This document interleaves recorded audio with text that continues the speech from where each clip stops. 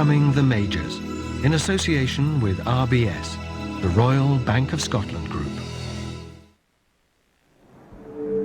For Jack Nicklaus, the realization dawned early. In golf, history confirms the value of overcoming the majors. They define greatness. And Jack won a record 18 of them. You never saw him miss-hit a shot on the backside of Augusta National, did you? He always hit the shot. He never mis-hit it, like us mere mortals do. It's incredible how well he could elevate his game at a particular time. He just always seemed to be doing the right thing, and we always marveled at that. So what the hell, he was the best golfer we had out there. And it was only appropriate that he would win because he was the best.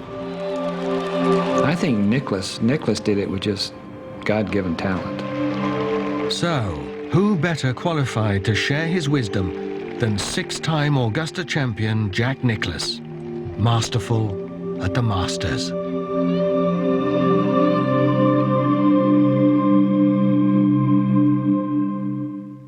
Since 1934, the Masters and Augusta National in Georgia have been intertwined. It's the first major of the season and the only one to be held at the same venue every year. The Masters is an American institution, not just the tournament, but the club and the membership and the atmosphere. I mean, the golfing gods still walk those grounds, and I think any player who goes down that Magnolia Lane for the first time, he feels it. And if he doesn't feel it, he shouldn't be there. Driving down Magnolia Lane, you know, the impression of driving through there was just sort of sent chills down my spine. It still does, you know, 50 years later. It is the most beautiful place to play a golf tournament or a golf round on. And when we play in springtime, it's like playing golf in a botanical garden. It's just so beautiful. Nothing's out of place. It seems like each flower in the woods seems like it was just placed there. And maybe it was. This, though, is beauty camouflaging a beast. To overcome the challenge of the Masters, you must also learn to tame the beguiling but brutish Augusta National. You don't play many golf courses that are tougher than Augusta. You stand on the first tee, and there's danger with every shot you play. Augusta, when the conditions are just right, can play at a 9.8. I mean, that's how difficult it can be. Every April, the fortunate Masters patrons gather to soak in a spectacle where triumph and adversity are separated by fractions. Many dreams have been realized on Augusta's closing stretch, but before television access was permitted on the front nine in 2002, historical accounts were left solely to the writers and members of the world's press. In 1956, Ken Venturi shot 31, the lowest front nine by an amateur. In 1992, Ray Floyd was a record 12 under for that stretch for the week, but finished runner-up. And in 1997, Tiger Woods overcame an outward 40 in the first round to win his breakthrough major. There were years when pivotal things happened on the early holes. The year that Seve won it in the early 80s, you know, he went out, you know, birdie, eagle, birdie, whatever, and just took control of the tournament. And obviously, you know, no one really saw it unless you were there. That makes that victory even more special, without a doubt. In that regard, I was proud of what I did. I was more conscious of what I had achieved and of how important it was. For the last time, Norman contended at the Masters and came up short. 6 times, the most famous Augusta Nearly man finished in the top 3, but Crawley was never the champion.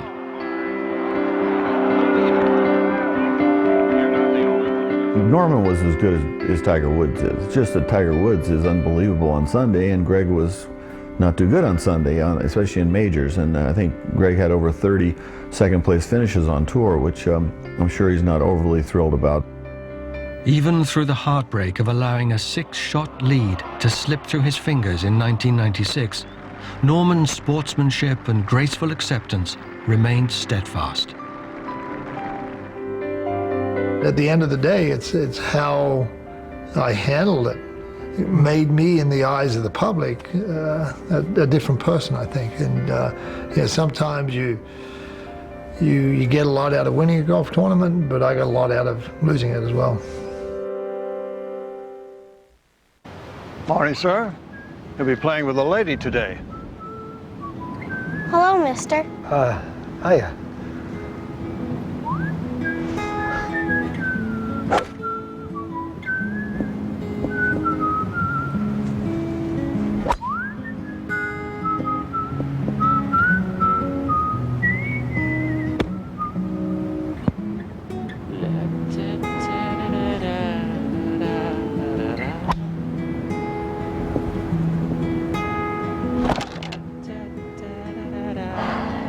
Qualities like maturity and application are things you're born with. Thank you, sir. That was fun. Yeah, see ya. Or not.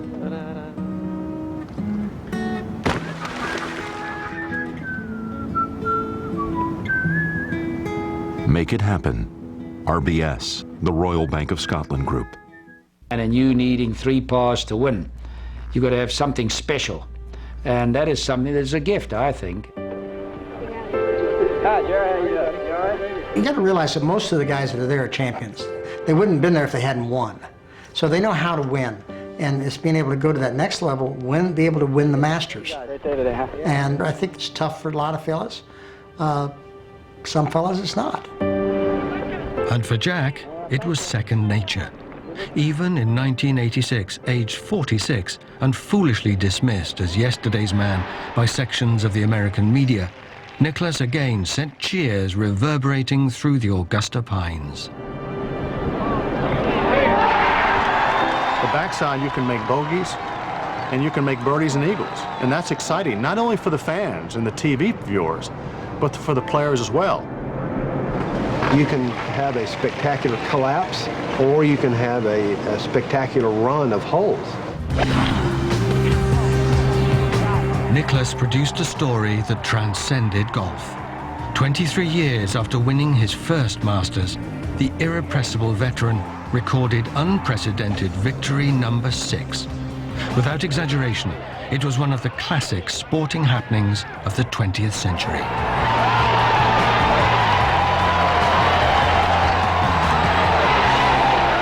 Augusta is a very heroic golf course. It's a golf course that you need to take chances, you have to take chances, or you're not going to win. There comes a time during those 72 holes that you have to let your emotions go. You've got to go for certain situations if they present themselves. And hopefully you can bring them off at the right time. It's why you work all those tireless hours. It's why you get up at old dawn 30, log your miles. Why you bust your tail in the gym. There's a reason why, is to be in that position right there, and to fail or succeed, but to be in that position time and time again. And trust me, that's a rush to try and be in that position. It's knowing that you have an opportunity to end the tournament, and it's in your hands, not in anyone else's. It's in your hands, and whether you do it or not remains to be seen. And it's like having the ball and with a few seconds left to go. Do you want it or not want it? And I'd much rather have it in my hands than anyone else's. We are saying with conviction the following.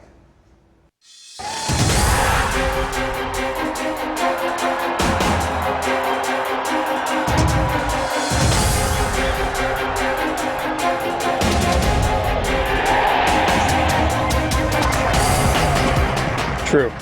I'll agree with that. I would never argue that statement. I've never seen anything like him. I'd say he's the greatest putter in the history of golf under pressure.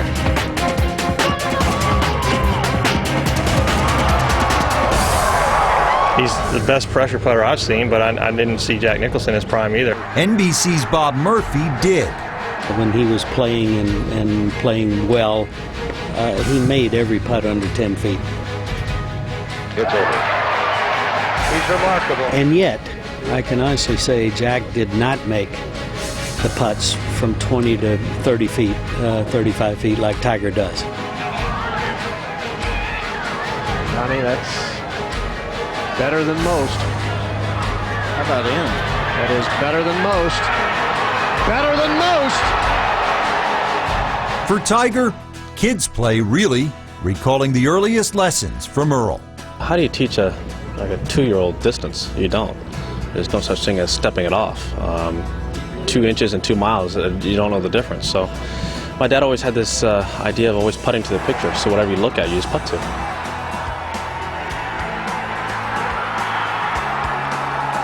Of recent vintage, the 3 down with 5 to play Hail Mary blizzard he unleashed on J.B. Holmes at the match play, capped by the Eagle at 17.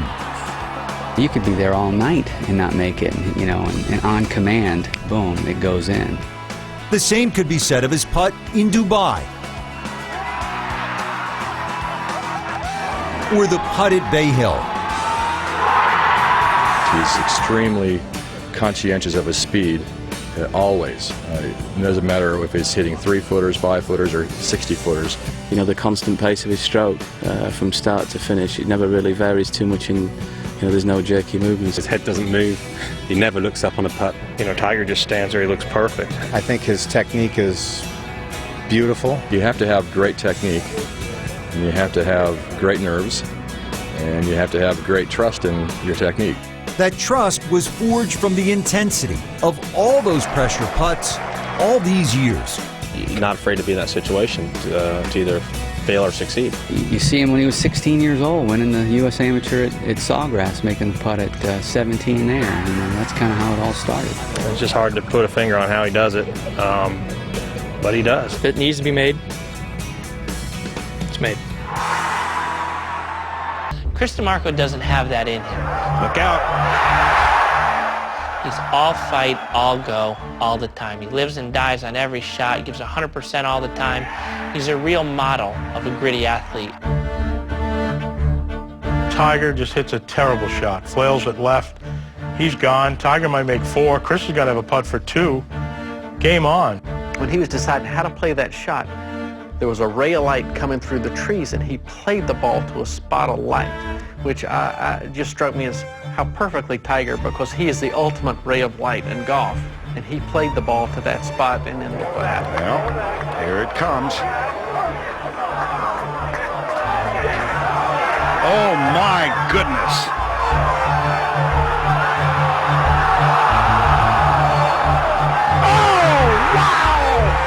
Seeing the ball hang on the lip and falling in, it almost like it made up its mind, like, who hit me again? Oh, actually, Tiger, I'm allowed to fall in. In your life have you seen anything like that?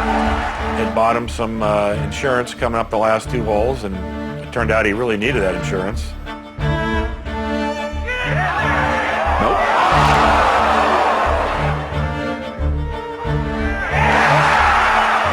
There's a gene inside of us that drives us, that wants to be in that situation. They want the ball when there's 2 seconds left.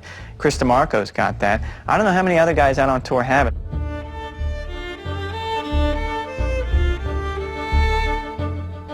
Tiger knows how to get it done the way Nicklaus did, the way Hogan did. Somehow the great players, the great teams over the years, they have that little bit extra that wins. Look out! What a finish! Every year that I've been lucky enough to win this tournament, my dad's been there to give me a hug, and he wasn't there today. I can't wait to get home and see him, to give him a big bear hug. Thank you.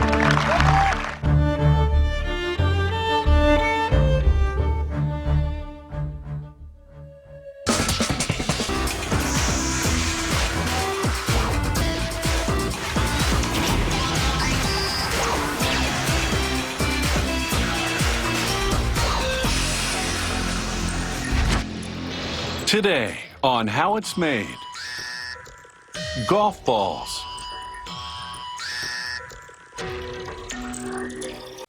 Different types of golf balls deliver different results. Highly skilled golfers often use what's called a wound ball, a ball made of rubber thread wound tightly over a core, because its flight is more controllable.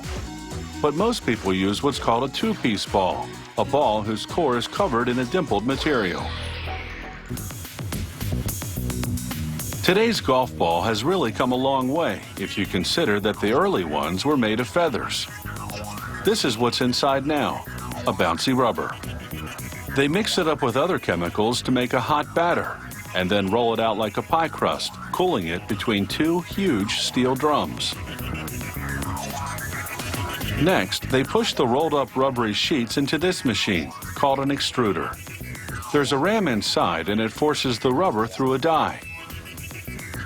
This makes shapes that resemble large marshmallows called slugs.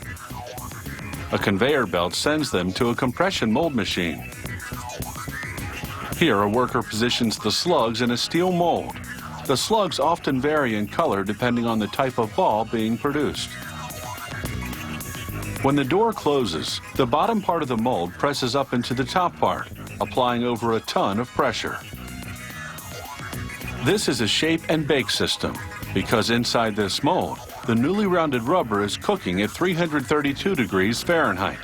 These preforms are really just cylindrical lumps of golf ball dough. Next, this compression press applies pressure to the preforms and bakes them for 10 to 15 minutes at over 300 degrees.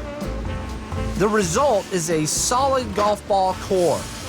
So it comes out of the oven in the mold, all the cores get pressed out, and you're left with this. Rotating wheels sand them down to a precise size. This is a critical step in the production process because if a core weighs too much or if it's too wide, the golf ball won't meet strict industry regulations. So the balls are dropping in from the grinders, so they're perfect shears now. Yep. What happens at this point? Here, this is our injection molding process. Here, what we're doing is injection molding Sterling cups and placing them around the ground golf ball core.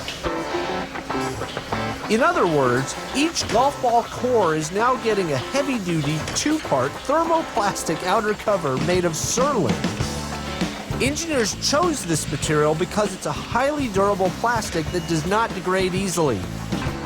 Once the Surlyn cups cover the cores, this machine places them into another compression press. The press heats the cups at about 250 degrees and seals the two halves together.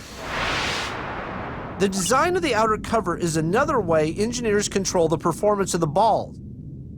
Balls with a thicker cover tend to feel harder and spin less, while balls with a thinner cover feel softer and can spin more.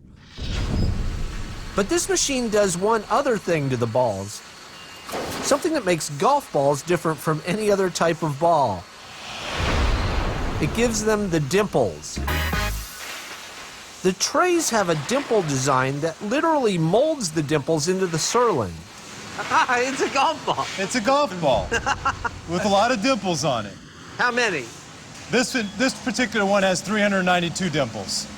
Okay. Why are you putting dimples on it? Like, why do golf balls always have dimples? Well, we want certain flight characteristics of this golf ball. We want this golf ball to go a long, far way. Okay. If this sphere was completely smooth, you might get 100, 125 yards.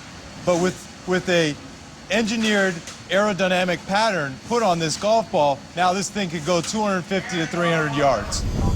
Double the distance with dimples? Actually, it can be explained by a few simple aerodynamic principles. When you look at a smooth golf ball in flight, the air around the ball separates rapidly, creating a large wake behind the ball. That increases the drag on the ball, slowing it down and causing it to drop sooner.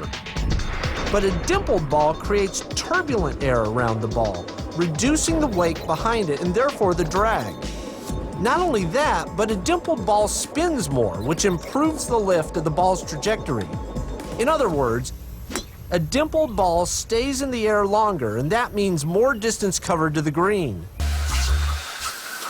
First, machines carefully sand each ball to remove any excess Surlyn without altering the delicate dimensions of the ball.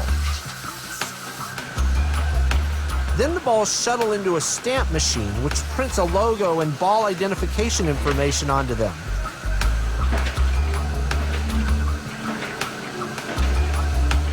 Finally, this machine paints the balls with a coat of urethane, a paint that both protects them and gives them a nice smooth feel.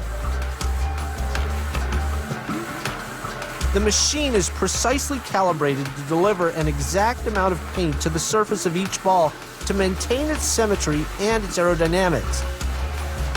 And then, these balls are ready for the green.